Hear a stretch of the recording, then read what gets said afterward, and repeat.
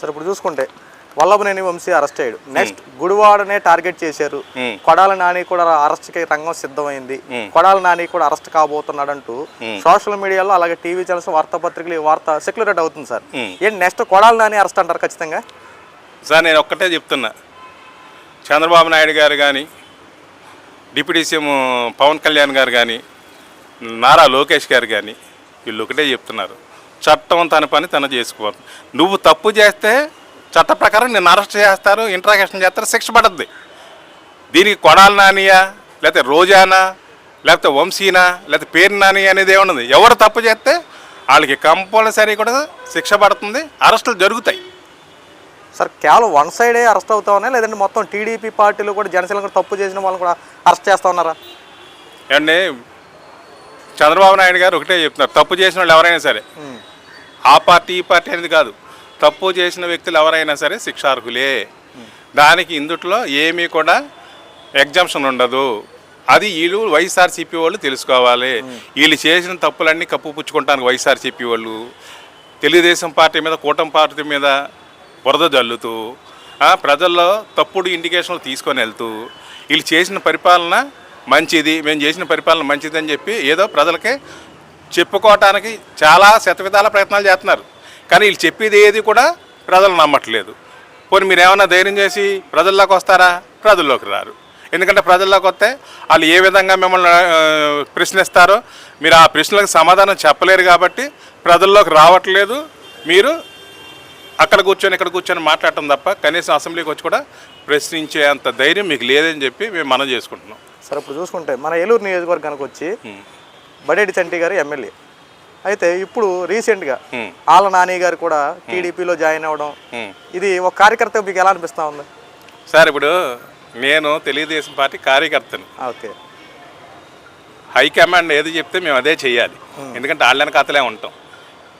ఆళ్ళ నాని గారిని చంద్రబాబు నాయుడు గారు కండువా కప్పి తెలుగుదేశం పార్టీలో తీసుకొచ్చారంటే ఆయన విధి విధానాలు ఏంటో, లేకపోతే పార్టీలోకి కలిసి వచ్చి ఏంటో అవన్నీ కూడా హైకమాండ్ చూసుకుంటుంది. దాని మీద ఏంటంటే ఆళ్ళ నాని గారు వచ్చినందువలన బాధపడటం అనేది ఎవరికి లేదండి. ఎందుకంటే పార్టీ హైకమాండ్ తీసుకున్నప్పుడు దాన్ని స్వాగతించాల్సింది ఎవరైనా సరే, ఎవరైనా స్వాగతించాల్సిందే. చంద్రబాబు నాయుడు గారు తీసుకున్న నిర్ణయానికి కట్టుబడి ఉండాల్సిందేనండి. సరే ఇప్పుడు చూసుకుంటే రీసెంట్గా చింతమనేని ప్రభాకర్ గారి మీద కూడా అటాక్ జరగడం మనం చూసాం. అవును సార్, ఏంటి సార్ అసలు ఈ విషయం? కారు అడ్డు పెట్టి పక్కా ఆధారాలు ప్రభాకర్ గారు నన్ను బయట పెట్టారు, సీసీటీవీ ఫుటేజ్ కూడా రిలీజ్ చేశారు. ఇదిగో కావాలని చెప్పి నా కారుకి అడ్డ పెట్టి మళ్ళీ నేనే తప్పు చేసినట్టు పోర్ట్రేట్ చేస్తా ఉన్నారు, ఏంటి రాజకీయాలు అన్నట్టు చింతమనేని ప్రభాకర్ గారు కూడా ప్రెస్ మీట్లో మాట్లాడుతున్నారు. ఏంటి సార్ అసలు విషయం ఏంటి సార్ ఇది? అలా వాస్తవంగా చెప్పాలంటేనండి, చింతమనేని గారి కంటే అబ్బాయి చౌదరి గారు ముందు వెళ్ళారు ఫంక్షన్కి. రెండవది ఏంటంటే ఈయన వస్తారని తెలుసు, ఏదన్నా మనం ఒక ప్లాన్డ్గా చేయాలనేటువంటి ఉద్దేశంతో వాళ్ళు కారు అడ్డపెట్టడం జరిగింది. ఆ చింతమనేని గారి సెక్యూరిటీ వెళ్ళి అడిగారు, దానికి వాళ్ళు సమాధానం వేరుగా చెప్పారు. అప్పుడు చింతమనేని గారు వెళ్ళి మాట్లాడటం జరిగింది. ఇవన్నీ కూడా సీసీ ఫుటేజ్లు అందరూ ప్రజలందరూ చూస్తున్నారు, ఎవరు తప్పు ఎవరప్పు అనేది అందరికీ తెలుసు. అది వీళ్ళేదో మేమేమో శుద్ధ పద్ధతులు మేము ఏది చేయలేదు, దౌర్జన్యాలు చేస్తున్నారు, రౌడీజం చేస్తున్నారంటే అసలు రౌడీజాలు, దౌర్జన్యాలు, గూండాయిజాలు, భూ కబ్జాలు ఇవన్నీ నేర్పింది ఎవరండి? వైఎస్ఆర్సీపీయే. అలాగని చెప్పి మా తెలుగుదేశం పార్టీ మా క్రమశిక్షణతో ఉంటుంది. ప్రతి కార్యకర్త కూడా క్రమశిక్షణతో ఉంటాడు. 5 సంవత్సరాలు వీళ్ళు పెట్టినటువంటి బాధలన్నిటికీ కూడా తట్టుకొని నిలబడి మళ్ళీ ప్రజలు ఆ జగన్మోహన్ రెడ్డి చేసిన తప్పులన్నీ చూసి తెలుగుదేశం పార్టీ, చంద్రబాబు నాయుడు గారు కూటమి ప్రభుత్వం ఉంటేనే మన ఆంధ్రప్రదేశ్కి మనుగడ ఉంటుంది, మనందరికీ కూడా మంచి భవిష్యత్తు ఉంటుందనే ఉద్దేశంతో వాళ్ళు ఓట్లేసి తెలుగుదేశం పార్టీని గెలిపించి అధికారంలో కూర్చోబెట్టారు. ఈ వైఎస్ఆర్సీపీ వాళ్ళు, తెలుగుదేశం పార్టీ వాళ్ళు ఏదో కావాలని చెప్పి అబ్బాయి చౌదరి గారిని టార్గెట్ చేశారు అనేది కరెక్ట్ కాదు. అది చాలా పచ్చి అబద్ధం అండి. ఇప్పుడు చింతమనేని ప్రభాకర్ గారు సీసీ ఫుటేజీలు అవన్నీ కూడా రిలీజ్ చేసిన తర్వాత ప్రజలకు అర్థమైపోయింది ఎవరు తప్పు ఎవరు ఒప్పు అనేది ప్రజలు తెలుసుకున్నారు. ఇప్పుడు చింతమనేని గారు ఆ రోజు పెళ్లి రోజులో ఉన్నాడు, మా వాడు ఉన్నాడండి అక్కడే, ఆయన కళ్ళారా చూశాడు, చెప్పాడు. ఇప్పుడు చింతమనేని గారు చెప్పింది కూడా అదే. అంటే వీళ్ళు ఎంత ప్రీ ప్లాన్డ్గా ఏదో ఒకటి చేద్దామనే ఉద్దేశంతో ఉన్నారనేది మీరు అర్థం చేసుకోండి. అక్కడ పక్కా స్కెచ్ చేసినట్టే కనబడతా ఉంది. ఎందుకంటే కావాలని కారు అడ్డు పెట్టడం, ఆ సీసీటీవీ ఫుటేజ్ రిలీజ్ అయిన తర్వాత ప్రజలు వాస్తవాలు తెలుసుకున్నారు. గన్నవరం నియోజకవర్గానికి సంబంధించినటువంటి మాజీ ఎమ్మెల్యే వల్లభనేని వంశీ అరెస్ట్ అయ్యాడు.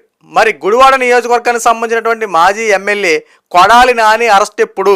ప్రస్తుతం ఆంధ్ర రాష్ట్రంలో ఏదైనా సెన్సేషనల్ న్యూస్ ఏదైనా ఉందంటే ఈ కొడాలి నాని అరెస్టే. ప్రస్తుతం సోషల్ మీడియాలో, టీవీ ఛానల్స్, వార్తాపత్రికల్లో కొడాలి నాని అరెస్ట్ కూడా రంగం సిద్ధమైంది. నారా లోకేష్ గారు ఏదైతే నినాదాలు చేశారో కడ్రాయర్తో ఊరేగిస్తా అని చెప్పి కొడాలి నానిని ఉద్దేశించి ఏవైతే వ్యాఖ్యలు చేశారో ఆ వ్యాఖ్యలు నెరవేర్చే రోజులు దగ్గర రాబోతున్నాయంటూ సోషల్ మీడియాలో పెద్ద ఎత్తున ప్రచారం జరుగుతూ ఉంది.